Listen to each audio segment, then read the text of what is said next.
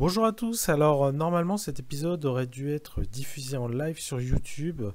Malheureusement on a eu plein de galères techniques au dernier moment, ce qui fait que la diffusion s'est pas du tout passée comme prévu.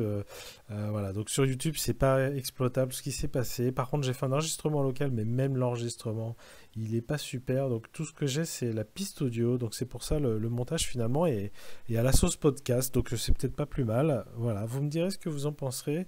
Vu que vous êtes nombreux à penser que le podcast serait une meilleure piste pour la suite. Allez, je vous laisse écouter. À plus. Donc c'est un plaisir de te retrouver, Arnaud. Plaisir partagé, Et, Jean-Pierre. euh, et du coup, comme si tu as vu, tu as suivi les commentaires, Absolument. tu as vu qu'il y avait un certain nombre de commentaires justement sur cet épisode. Oui. Il y avait un certain nombre de détails que les personnes étaient intéressées de mieux creuser. Donc je te propose qu'on fasse un petit peu le tour. Je ne sais pas si tu les as sous les yeux, les commentaires. Je les ai sous les yeux. Eh ben vas-y, écoute, je te propose de commencer par celui qui t'inspire le plus. Très bien, très bien. Eh bien, je vais commencer par la facturation, Mhm. peut-être. Donc, le commentaire de Nicolas Verino. Ouais. Si j'ai bien compris, la facturation se fait au point et les points sont des estimations G juste. Effectivement, c'est le cas. C'est-à-dire que, j'ai envie de dire, comme très souvent dans les frameworks agiles, on faisait des estimations sous forme de points en respectant la suite de Fibonacci. Et nous avions donc transposé le TJM des différentes personnes qui travaillaient sur le projet pour les reporter sur un équivalent en prix par point. Et donc, nous facturions en fonction du nombre de points réalisés par sprint et par mois. Donc, c'est une facturation mensuelle parce que c'est quand même plus pratique pour le client d'une manière générale. Mais par contre, nous facturions en fonction du nombre de points réellement validés par le client. Donc, si je vais donner un exemple aberrant, mais si par exemple nous n'avions pas rempli nos objectifs pendant tous les sprints du mois, on aurait facturé 0 €. Voilà. Je ne sais pas s'il faut rentrer plus dans le détail. Alors, je ne sais pas si c'est implicite dans ce commentaire-là ou si ça arrivait dans d'autres. Du coup, il y a le côté du. Et dans quelle mesure le client peut-il avoir de la mauvaise foi en fait, puisque là, tel que tu le décris, vous êtes complètement. C'est le client qui valide les points. Tout à fait. Donc du coup, Alors, voilà, dans l'avantage, quelle c'est que mesure? je vais peut-être repréciser l'organisation complète de l'équipe. Mhm. Donc, du côté du client, il y avait une sorte de product manager, on pourrait l'appeler comme ça, qui ne participait qu'aux démos et qui était la personne la plus à même d'arbitrer lorsqu'il y avait des questions sur la spec. Mhm. Donc les product owners qui étaient dans son équipe euh, lui rendaient des comptes. Ouais. Donc on avait l'avantage que cette personne ne suivait pas l'équipe au quotidien, donc n'avait pas forcément connaissance de tous les détails du prix du point et ainsi de suite. Mais par contre, c'est elle qui mettait son coup de tampon final à chaque démo en disant ça correspond à ce que nous attendons et c'est bien ça que les produits. Mais mes équipes, qui étaient les product owners, donc PO et co-PO en fait, ou assistant PO, Mhm. ont spécifié. Donc on avait cette espèce de personnes un peu plus éloignées ou avec un peu plus de prise de hauteur sur le sujet et qui donc n'étaient pas euh, pervertis par l'aspect financier. Il avait, il donnait parmi les différents leviers, comme on avait pu parler lors de la vidéo, à savoir levier de timing ou levier financier, il avait cette vue globale. Le projet a consommé tant d'euros et il en reste tant, mais il n'avait pas le détail de une user story en particulier a coûté plus cher qu'une autre. Donc c'était un peu plus simple pour nous puisque il était en totale transparence et même en presque innocence par rapport au coût d'implémentation sur un sprint donné. Lui, ce qu'il disait, c'est ça correspond ou ça correspond pas. Ok.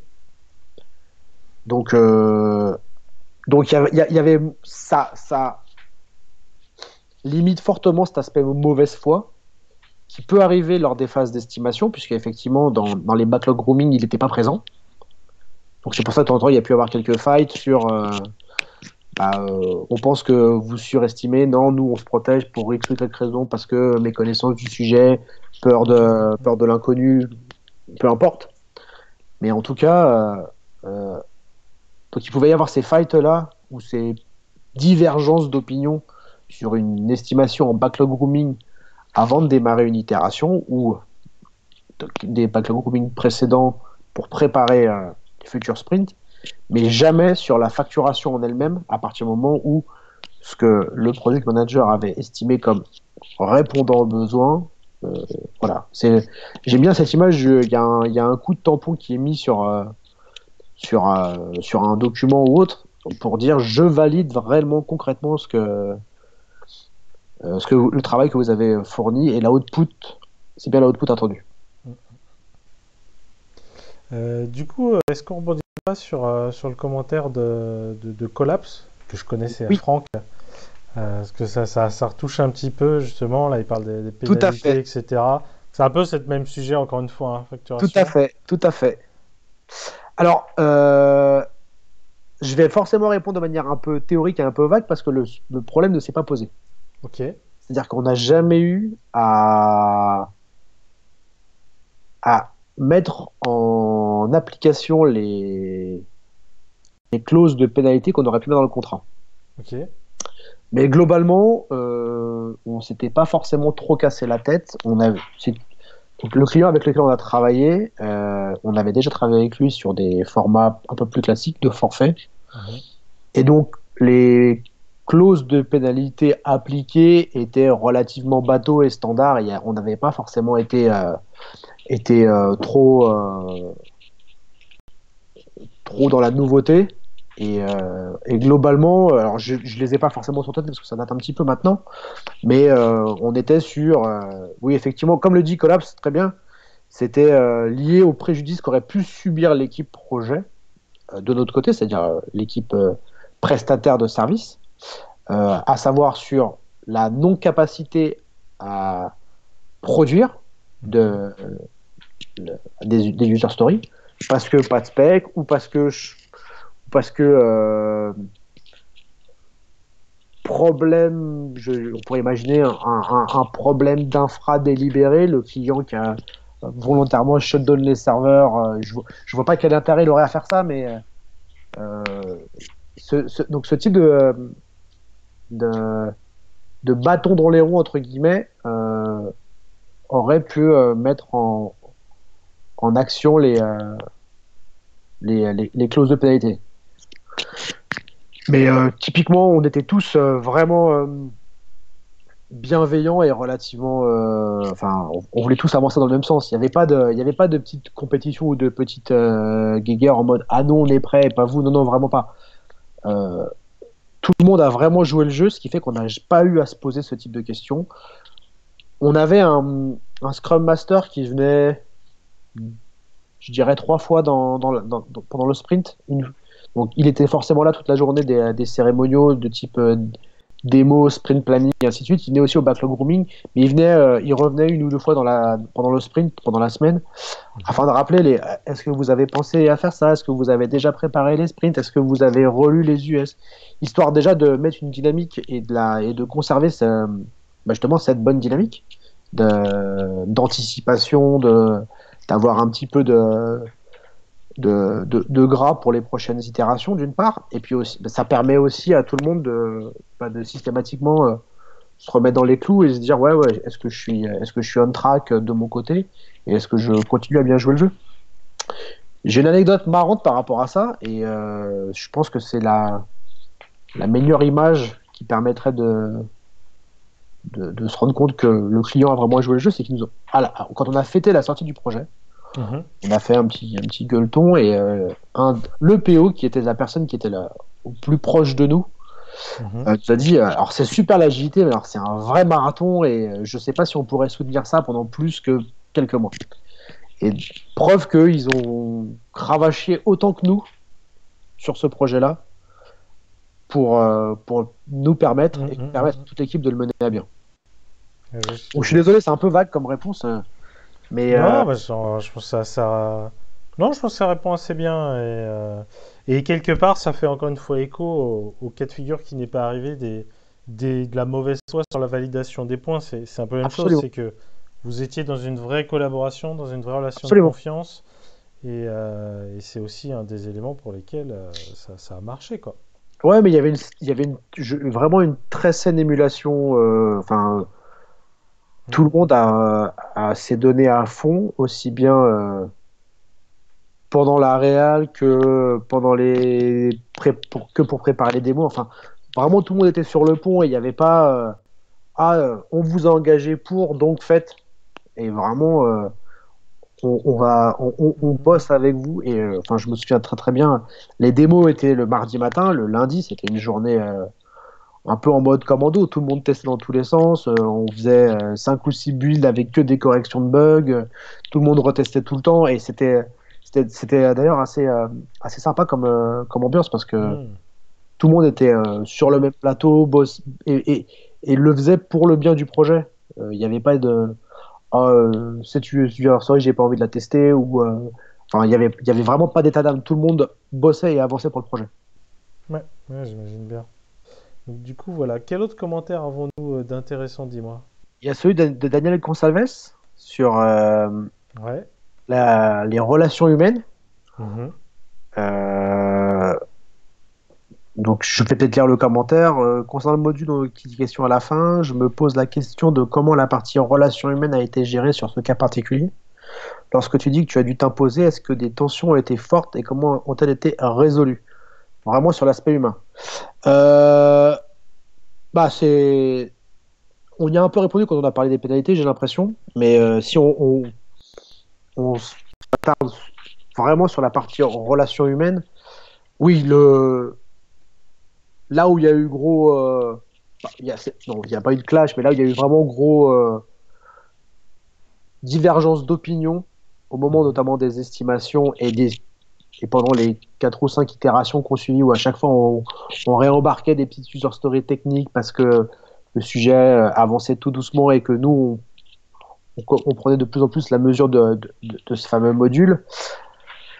Ouais, il a fallu un petit peu s'imposer et globalement, ça s'est fait déjà pas en séance devant tout le monde. On est parlé en tête à tête Mhm. en disant ouais, enfin, globalement, j'ai fait comprendre à la personne parce que c'était vraiment, il y avait surtout une personne, cette personne qui avait vraiment un background technique à la base et qui avait bossé plusieurs fois sur le module et qui lui était persuadé de pouvoir le faire beaucoup plus rapidement. Il s'avère que en interne, les équipes tech, à chaque fois qu'on venait leur poser des questions, étaient moi, ce que vous voulez faire, c'est vraiment compliqué, on l'a jamais fait, on ne sait pas si vous risquez d'avoir des problèmes. Bref, peu importe. Ouais, donc cette personne, on a plutôt essayé avec le Scrum Master de désamorcer ça en petit comité Mhm. et de lui faire comprendre qu'on n'était vraiment pas là pour gagner de l'argent, entre guillemets, sur une user story et que nous, on était intimement convaincus que c'est parce qu'on réussirait le projet en totale transparence et honnêteté qui nous rappellerait pour d'autres projets et que donc Mhm.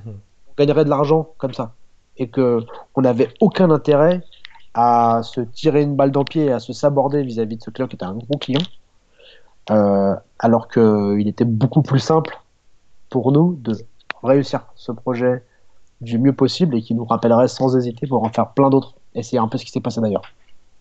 Mhm. Mhm. Donc voilà, il a fallu s'imposer. On l'a pas fait en grand comité devant tout le monde et devant le reste de l'équipe notamment parce que ça n'a pas d'intérêt, que ça ne fait que mettre de l'huile sur le feu et potentiellement à mettre en place des situations où il pourrait y avoir de la rancœur ou plutôt les gens l'un de part et d'autre ne laisseraient pas passer un prochain sujet où il y aurait pu aussi avoir des questions ou des divergences d'opinion et on l'a vraiment désamorcé en mode bienveillance, calme, et en montrant qu'on n'avait vraiment aucun intérêt d'un point de vue de notre business de société de service de faire ça. Donc, le ton a forcément, j'ai pas forcément, je me souviens pas forcément de toute la situation. Le ton est forcément un peu monté en backlog grooming, mais très rapidement, on a tempéré en disant bon, ça sert à rien d'en parler, ça sert à rien d'aller plus loin. De toute façon, on ne sortira rien de constructif. Si on veut avoir suffisamment d'éléments pour le prochain sprint et réussir à se fixer un objectif de sprint qui soit quand même cohérent, et ben, laissons ce sujet de côté, passons à autre chose. Voilà ce qui conclut donc notre échange avec Arnaud Georgin. Pour être honnête avec vous, on a continué de discuter pendant encore 5 minutes, mais encore une fois, là, avec toutes les galères techniques, l'enregistreur, il a pas attrapé ça non plus, il s'est coupé avant la fin. Vraiment galère sur galère. On fera mieux la prochaine fois. Bref, en attendant, on a quand même réussi à vous monter cet échange qui reste très intéressant, je pense. J'espère que ça vous a plu. Faites mettre les pouces qui correspondent à comment vous l'appréciez ou pas cette vidéo. Donnez-nous des commentaires. Est-ce que ça vous plaît? Qu'est-ce que vous appréciez? Ce premier pas vers le podcast, est-ce que ça va dans le bon sens? Voilà. Et pour qu'on aille jusqu'au bout, justement, surtout en le proposant sur les plateformes de podcast. Et puis Arnaud, n'hésitez pas à le contacter. Encore une fois, dans la description, on met ses coordonnées. Voilà, vraiment, n'hésite pas. Je vous dis à la prochaine fois. Salut!